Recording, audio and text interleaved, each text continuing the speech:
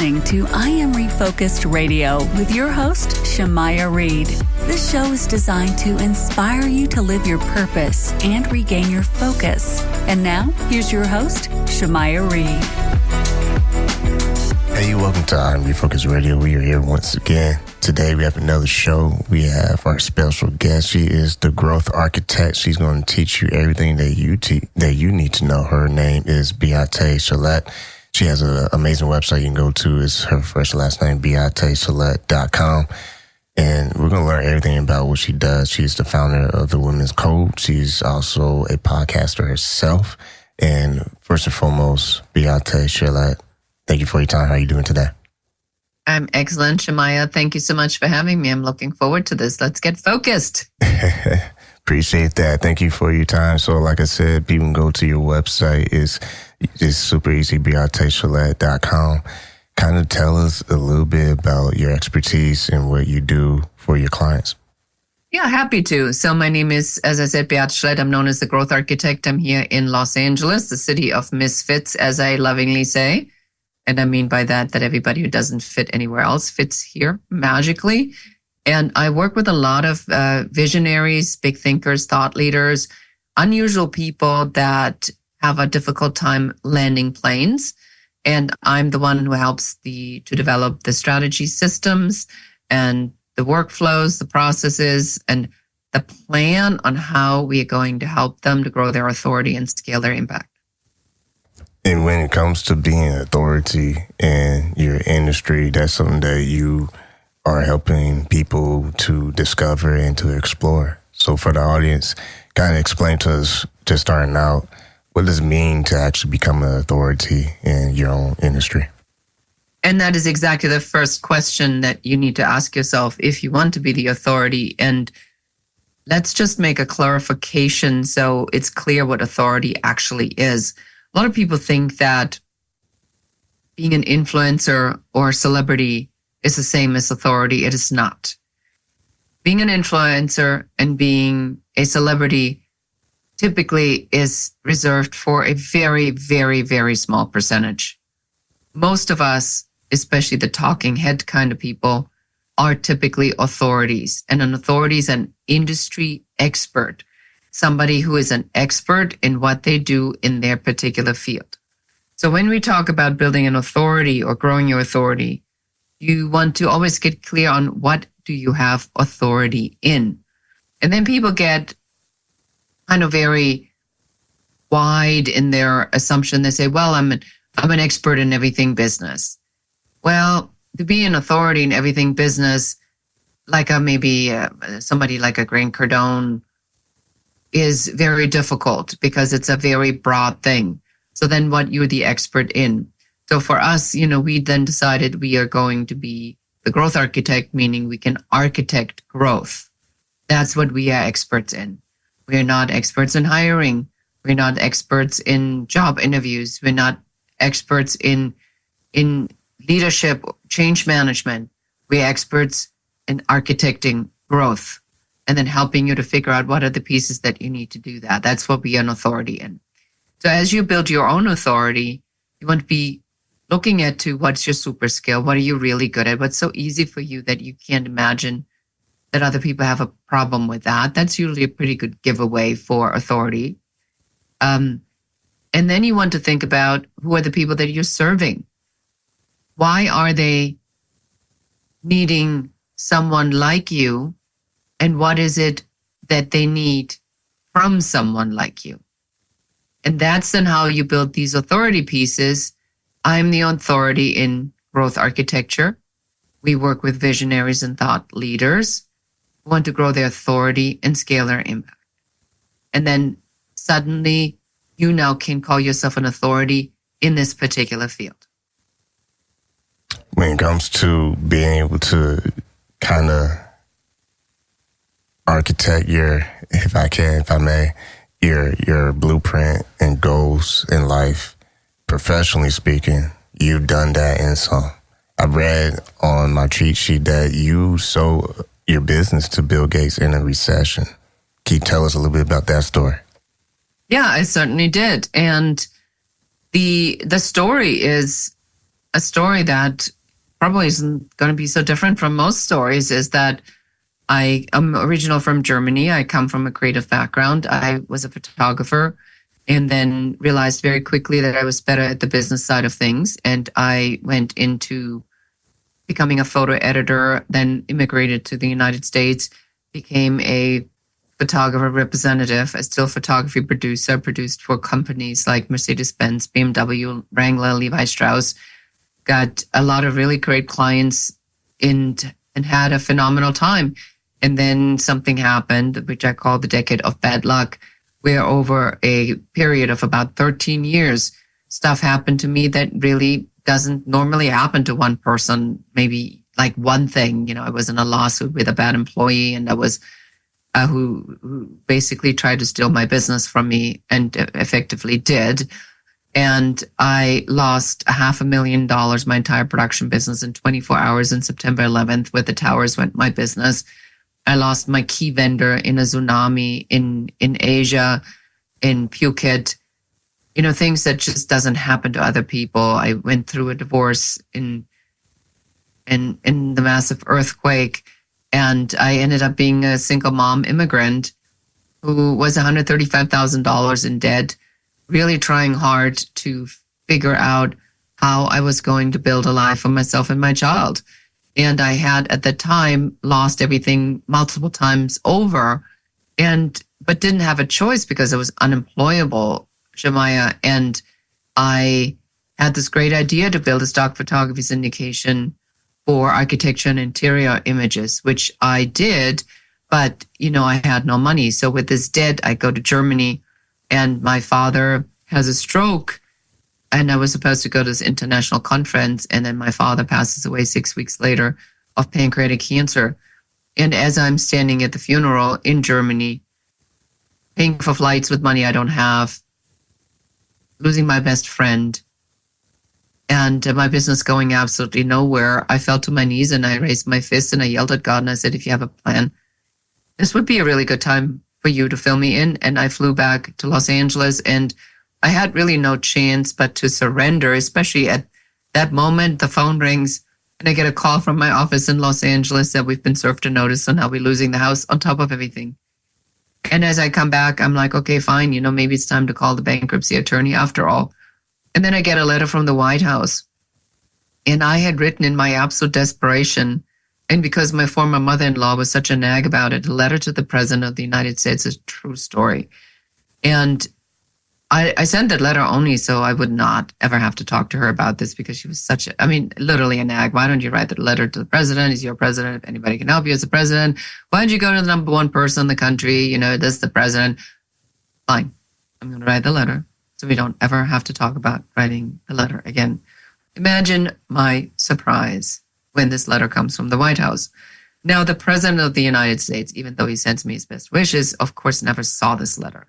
But it did put me in touch with a small business administration with a second in command, who was probably very curious who this nutcase was that was writing a letter to the president instead of calling him. And as I'm sitting there in the office, he says, I'll put in what you put in.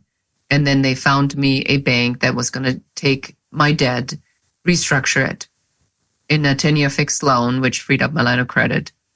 That brought me to break even 3 months later. 18 months later, I'm the world leader in my category. And now the Bill Gates company comes and says, how do you do it? I said, you want it, you buy it, and then I'll tell you. And they said, fine, how much do you want? I said, $2 million.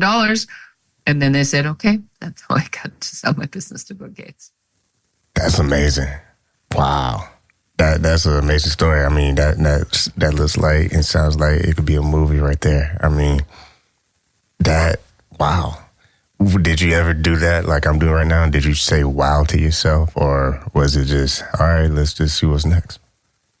I think that when you're in it and it is your story, it is, let's not forget it. It went over 13 years, and a lot of it was just pure survival, hardcore survival. When I sold the business, all I wanted to talk about is the success and how I did it. And nobody wants to hear that. Nobody cares. Everybody wants to the story. And in the days since, I've told this story many, many, many times. And every time I hear the story now, to your point, I go, damn, this is a pretty damn good story. And what a crazy ride for one person to take, and what a testament to the resilience, adversity, and overcoming. Absolutely. Yeah, because if you look at the mile markers, it's like, wow. That is something that you read in a book or you see in a movie. And then they'll tell you, come on, you're overdoing it. She doesn't need another tragedy. Please, what? Now the photographer dies in a tsunami, and the photographer's boyfriend is Nate Berkus. Oprah's Nate Berkus, and the whole thing is on Oprah? Yeah, that's another wow. And yeah, this is an amazing story that we're unpacking here. Once again, listen, I'm Refocused Radio, talking to our special guest. Our special guest today, Beate Chelette, and she has a website you can check out. It's beatechelette.com.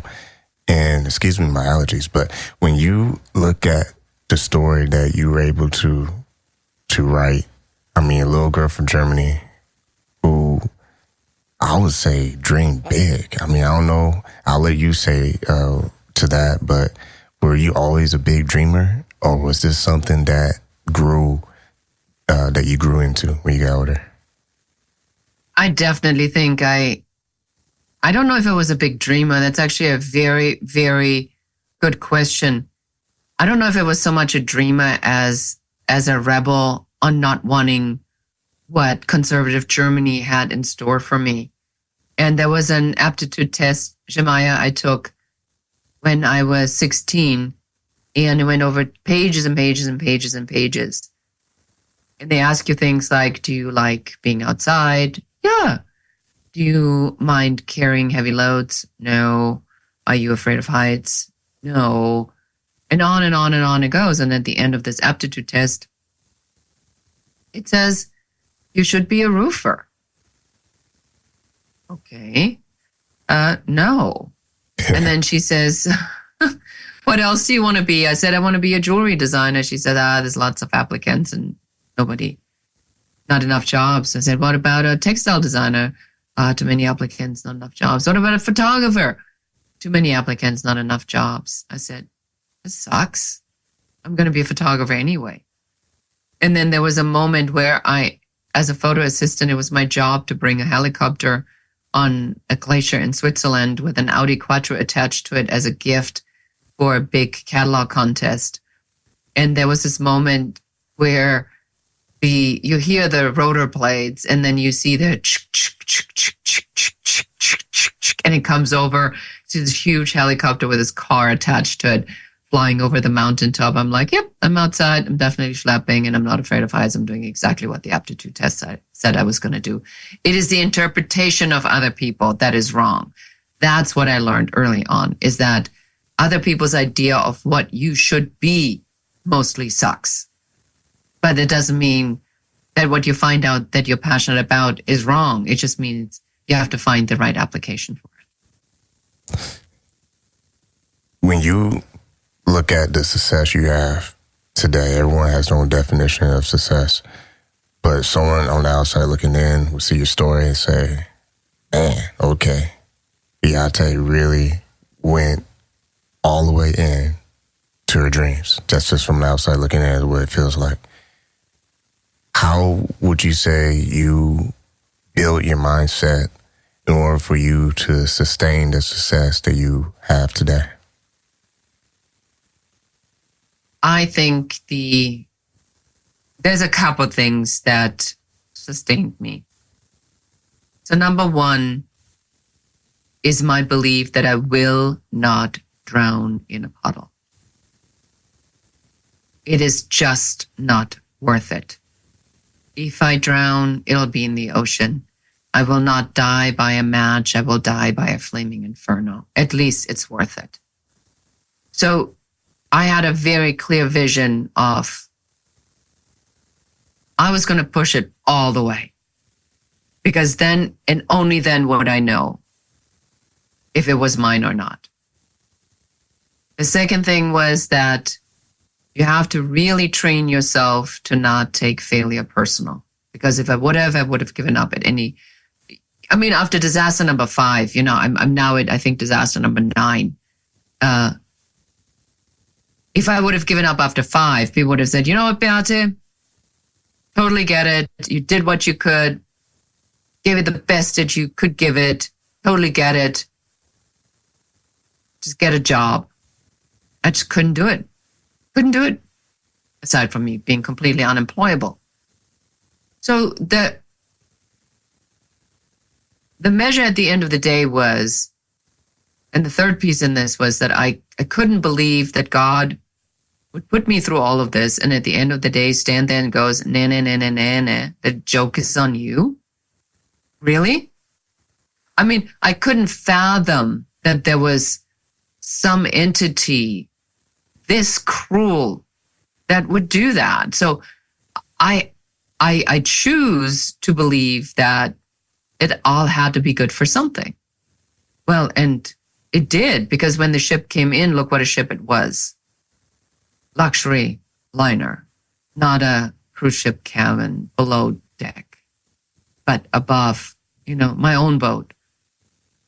And while I, didn't make tens of millions of dollars, but I made enough. And I made out well, and it put me in the 1%. So I'm looking at this, and I think that the mindset always has to be, you have to be convinced that what it is that you're doing is worthwhile, because there's nobody out there convincing you of the opposite. Maybe except your mom, but your mom's not really the authority in the market here. You are the authority. And you have to take the authority, and you have to fight and claw your way through it. And then at the end of the day, it comes down to, what is it that you really truly believe in? Do you believe that you wasted your time? Or do you believe that you will be richly rewarded for everything that you've done? You just don't know until you know when you're there. You listen to I Am Refocused Radio, talking to our guest, Beate Chelette. She has a website, beatechelette.com. And I just want to say something real quick based on what you were talking about, because giving up is super easy. It's the first thing that you can choose from in the buffet line. And for our audience, I just want to say real quick, I'll get back to you, is that I get asked all the time, how'd you come up with this show, man? How you do this show, man? How you do this? How you get so many interviews? I'm like, I don't know. I really don't know. The first thing that I thought I was going to do was not radio. I never knew I was going to be doing radio. I never knew I'd be doing these interviews. I never knew that all this was bound to happen. It all started at a barber shop, believe it or not. All right. We had a table. Didn't know what I was doing. But the owner of that shop is Rico Rodriguez. He's a former boxer from Philly. And he told me, he said, man, you have a voice for radio. I was like, yeah, I heard that a few times. But he said, no, seriously. And so I said, all right, he wanted me to do a show. And I said, okay, I'll just, all right, you think it's going to be that? Well, let's go, I'll go for it. He said, you can do it in my shop, man. So we set up the podcast show in his shop, inside a barber shop. You heard clippers and everything. Y'all can go to the first, 100 episodes. I don't know if it's that many, but that's the humble beginnings. You heard nothing but clippers in the background. I love it. And you do what it takes. Yeah. And what I'm trying to get at is like you paraphrasing a little bit, you thought you were going to stay in this wrecked ship, and the whole time you were handing the blueprints for the biggest ship in the world. And I would never. Exactly. I love the way you put that. Yeah, go ahead. And real quick, it's just, I feel like people need to know this. I never knew the type of people that y'all see on Refocused Radio homepage.com. I never knew I was going to interview those people. Never. In my wildest dreams, you could never told me. Same thing like president of yourself. Beate, is crazy. But it's about stories.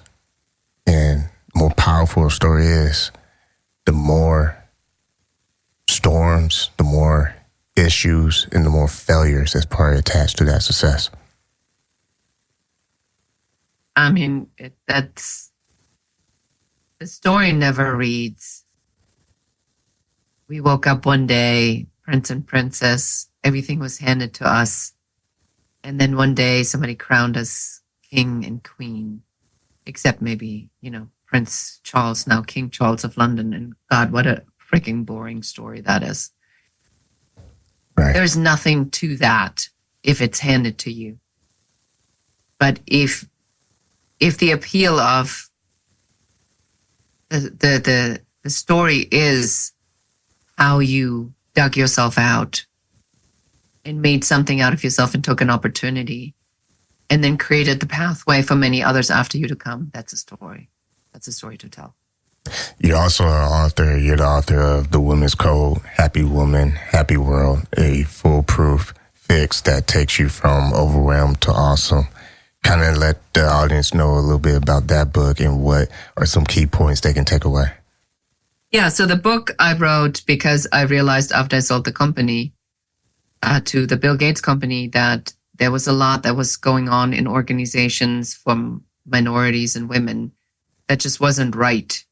And I saw that men, especially white men for the most part, have an unwritten code that they follow. Stuff happens that you are unaware of, and stuff gets decided that you didn't know. And you can't really quite ever figure out what you did or didn't do because you're just not part of this code. And then I looked at how women are interacting at work, and I found that women don't have a code at work. And I figured if we try to take on the outside the big issue without having figured out our own internal issue, meaning we don't have a code amongst each other toward other women, then we frankly don't deserve any better than what we get. And so I wrote the book. And as I wrote the book, I came up with a couple concepts that have since been getting a lot of accolades. One is the superhuman paradox in the book. Behind the scenes, it was kind of written like a book. It's only available as a paperback, audiobook, and a ebook. And the paperback is, the chapters are written short enough because I wanted women, as they read it, leave it in the bathroom for their men to find. Because it's been called the playbook of the other team to really understand what goes inside a woman's head. Because the women's code understands that there's a men's code. And we want to form together a new code that is beneficial for both, where we don't have to be at each other's throat anymore. And so I developed a concept called the superhuman paradox on why we always change perfection and what to do about that. I created a concept called ego rhythm, which helps people to understand on what rhythm in life they're in and why it is important to set a main focus on one rhythm and not all 9 at the same time, because it's a crazy making concept, and to really understand how to be a leader in your own life. So that's the purpose of the book. We're talking to our guest, Beate Chelette, the growth architect. I mean, man, it's like when you read that and you learn about your story, it's like that was a perfect thing to come up with. When you look at life, your life, and how you've been able to take every opportunity, whether good or bad, and make something of it. I love what you said earlier about I'm not drowning in the puddle of water. I'm not going to die by, a strike of a match. That's good. I mean, sounds like wisdom that you had to live through that in order to obtain that type of wisdom. What will be the message you hope years from now people appreciate from your life? I think it is really my no bullshit attitude that it's really much simpler than you think, and there's lots of shortcuts. So you can either figure this out on your own the long way, which I did, or you can find people who are experts, authority in something, pay them, and you find the shortcuts. So that's really a personal decision you have to make. So that's number one. The second message really is that we have to always look at this from a perspective of how do we frame things. Yeah, it's a tough time. COVID was tough. It caused a lot of mental issues. People are distraught, angry, upset. But then again, there's never been a time in the world where that wasn't the case. Somebody's always angry at someone for something. So you always get to make a decision. And I look at, when I work with my clients, I ask them, Shemaya, very simple questions. I said, is it possible? Is what you're trying to achieve possible? Has anybody ever done this before? Yes. So then if it is possible, is it possible for you? Yes. If it is possible for you, the question isn't can I? The question is how can I? And that brings the action with it. So my message is the decision. What decision are you going to make? Can you afford to wait until one day when one day, I don't know exactly what's one day going to happen? Or are you going to make today day one? Yeah, because one day is not on any date on any of the 12 months on the calendar. So no, that's something. And I here's another one I talk about. The wait and see attitude that I see is so prevalent right now. That doesn't exist in nature. I mean, when was the last time you went by an oak in spring and then the oak was kind of like, you know what, Shemaya, it's a little rough for me. So I'm only going to sprout about 100 leaves. We're going to see how it goes. If the birds come, if people appreciate it, if people stop and look at the 100 leaves and say, wow, these are really amazing leaves. I'm going to do a slow rollout over the next couple of months, but I don't really want to put it all out there for everybody. I'm just going to wait and see. How about the squirrel? How about the squirrel goes you know what, dude, winter is BS. I'm just with global warming. I don't need to do what other squirrels before me have done. I'm just going to hang out, sit around in the sun, do nothing. And if it gets cold and if winter comes, I'll figure the food out. No problem. It says no nature ever. So if it's a concept that doesn't exist in nature, how do you think that concept works for you? Yeah. It doesn't exist. Just ask Texas how that feels when they get surprised with winter cold weather. I'll leave it there on that part. But I mean, man, we can probably go for another few minutes, but real quick, one thing I want to cover is services that you provide. You have one-on-one service, you have development and workshops, you have online courses. What's some of the resources that people can find on your website to learn more about opportunities to grow them in their business? Yeah, so the first thing that I would want everybody to do, and we literally just finished this, is go to whatsyourtalentworth.com. We just did a quiz to help people to figure out what is your talent worth. So I came up with an actual mathematical calculation. So you go there, you fill this out, it'll spit out a number, and it'll tell you what your earning potential in this market is. And then you're going to look at that number and you're going to look at what you're making right now, and there's a discrepancy. And if you laugh at the number, then we have to work on your mindset and confidence. And if you look at that number and you say, hell yes, then we need to be creating something that gives you an opportunity to actually make that kind of money. So that's where I would start. You can find a lot of stuff on my work, Beate Chelette, the Growth Architect, all over the internet, specifically, my YouTube channel, or you can go to my show, my own podcast, the Business Growth Architect Show. Or if you've heard something and you go, I need to speak to this woman right away, then go to uncoverysession.com. I'll gift you a 15-minute free uncovery session. Make sure you mention Shemaya, because then you get priority treatment. And for all of you who now have listened to this, I want you to go wherever you pick up this podcast, give this show a 5-star review and a comment. Comments are critical for the algorithm to show engagement, which will serve it in front of more people. This is a labor of love, and I think Shemaya deserves it.